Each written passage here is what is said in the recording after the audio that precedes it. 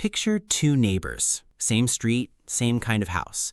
One drives a new car every 3 years, always has the latest phone, eats out most nights, spends visibly, looks wealthy. The other drives the same car for a decade, cooks at home most of the time, doesn't talk about money much, doesn't really look rich at all. 20 years later, the quiet neighbor retires early, has no debt, has investments quietly compounding in the background. The first neighbor is still working, still spending, still looking wealthy. Here's what's interesting. That second neighbor isn't fictional. That's essentially the financial profile of millions of Japanese households. Not flashy, not loud, just quietly, systematically building wealth, using habits most people in the West have never even heard of. And today, we're going through all 10 of them, because these aren't just cultural quirks. They're genuinely powerful financial behaviors backed by psychology and real results. Hi, I'm Rishi, and before we dive in, this isn't about copying a culture. It's about borrowing the ideas that actually work. Because some of these habits are so simple, you'll wonder why nobody taught them to you sooner. Let's get into it. Habit 1. Kakeibo, the 25-year-old budgeting method. The first habit is called Kakeibo, pronounced Kakeibo. It translates roughly to household financial ledger, and it's been around since 1904. Invented by Hani Motoko, Japan's first female journalist, as a simple system to help families track where their money was actually going. Here's what makes it different from every budgeting app on your phone. It's handwritten. That's it. That's the secret. Every purchase written by hand in a physical notebook. Not typed, not auto-categorized, not color-coded by an algorithm. Written. And the reason that matters is deeply psychological. When you physically write something down, your brain processes it differently than when you just glance at a screen. The act of writing creates what psychologists call encoding, a stronger mental connection between the action and the awareness of it, which means you actually feel the spending, not just see it. At the start of each month, Kakeibo asks you 4 questions. How much money do I have? How much do I want to save? How much am I spending? How can I improve? Simple, honest, consistent. And the results? Kakeibo users report saving up to 35% of their monthly expenses just by writing things down, not by earning more, not by cutting everything out, just by seeing it clearly. Habit 2. Kaizen, the power of getting 1% better. The second habit comes from Japanese business philosophy, but it applies to money just as powerfully. It's called Kaizen. It means continuous improvement, and the idea is simple.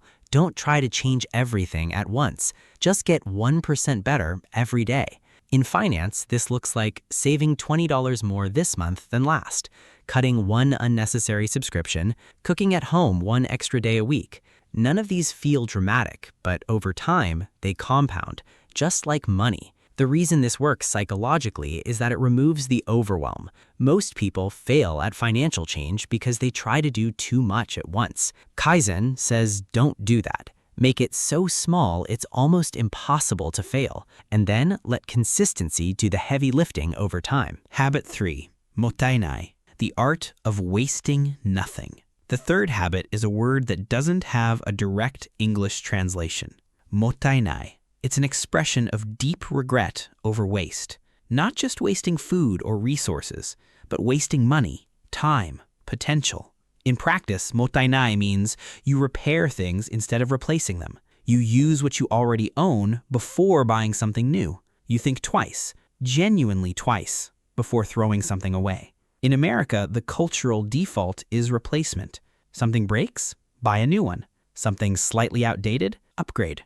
Something's just not as exciting as the newer version? Replace it. The mottainai mindset flips that completely. It asks, can this be fixed? Can this still serve its purpose? Do I actually need something new, or do I just want the feeling of something new? That question alone, asked consistently, saves a remarkable amount of money over time. Habit 4. Hara hachibu, stop at 80%. This one comes from Okinawa, one of the places in the world with the highest concentration of people living past 100. Hara hachibu means eat until you're 80% full. Now you might be wondering, what does eating have to do with building wealth?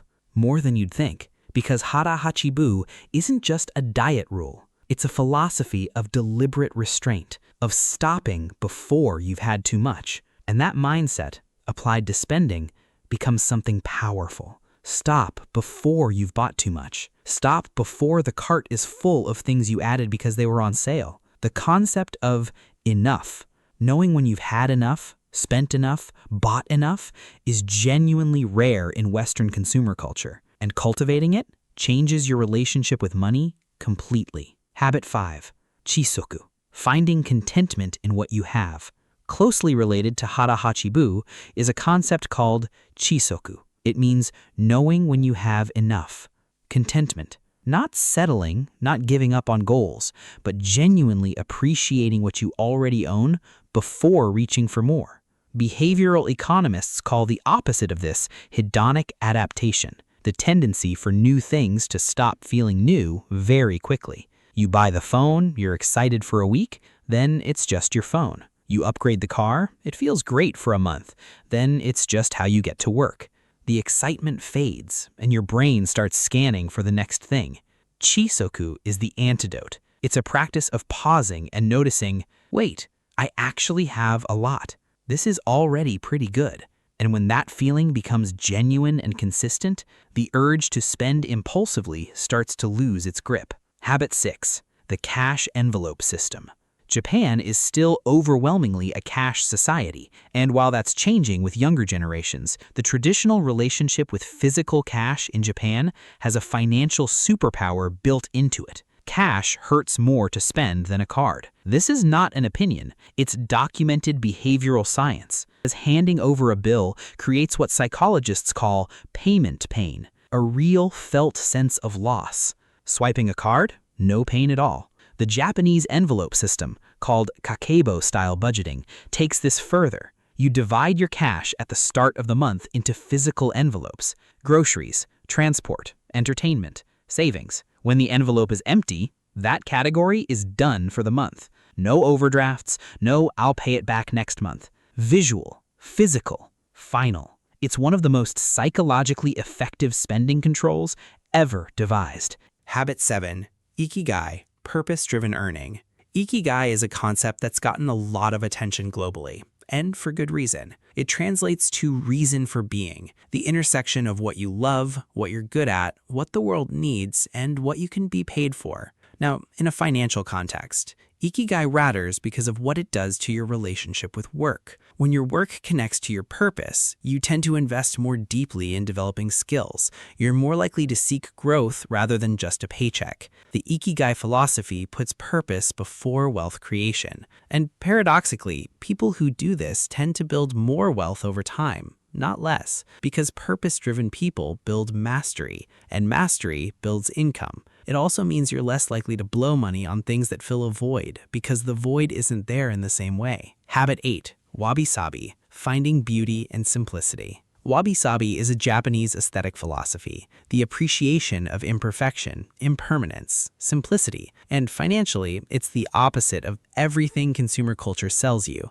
Consumer culture says new is better, perfect is the goal, more is always more. Wabi-sabi says the old bowl with a crack in it has character. The worn jacket that fits perfectly is better than the brand new one. Simple living isn't deprivation, it's intentional. In practical terms, this means you stop chasing the newest version of everything. You find genuine satisfaction in owning fewer, better things. You stop upgrading for the sake of upgrading, and your spending drops naturally, not because you forced it, but because your values shifted. Habit 9. Gammon. Patience and emotional discipline. This one is deeply cultural. Gammon is a Japanese concept that means enduring difficulty with patience and dignity, not complaining, not rushing, not demanding immediate relief. In a financial context, gammon is the discipline to delay gratification, to wait for the right price, to save for what you want instead of financing it, to hold investments through downturns without panicking. This connects directly to one of the most famous studies in behavioral psychology, the Stanford marshmallow experiment, where children who could wait for a second marshmallow instead of eating the first one immediately showed significantly better life outcomes years later, including financial ones. Delayed gratification is one of the strongest predictors of long-term wealth, and gammon is essentially a cultural practice of it, embedded into daily Japanese life from childhood. Habit 10. Quiet wealth. Keeping it to yourself. The 10th habit is the most subtle, and maybe the most important. In Japan, particularly among older generations, wealth is kept quiet. You don't talk about your salary, you don't show off your savings, you don't buy things specifically to signal your status. There's even a term for people who appear normal on the outside but are quietly wealthy, Satori generation type thinking, where consumption and display are simply not the point. Contrast that with American consumer culture, where a significant percentage of visible wealth is actually financed. The car is leased, the watch is on a payment plan, the lifestyle is credit card debt dressed up as success.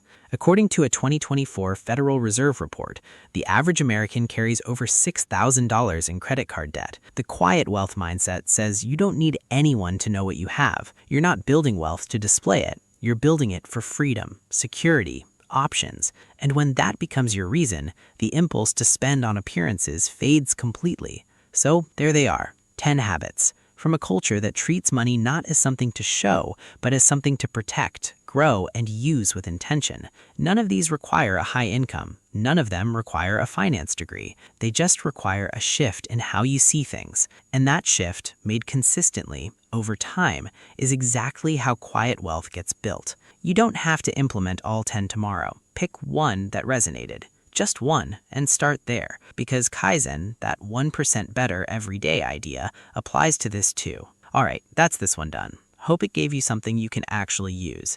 If it did, subscribe. New videos dropping regularly and you won't want to miss them. Oh, and if you missed the last one on leasing versus buying and why it might be quietly draining your wealth, that video's sitting right there on the left. Genuinely worth a watch before your next car decision. Catch you in the next one.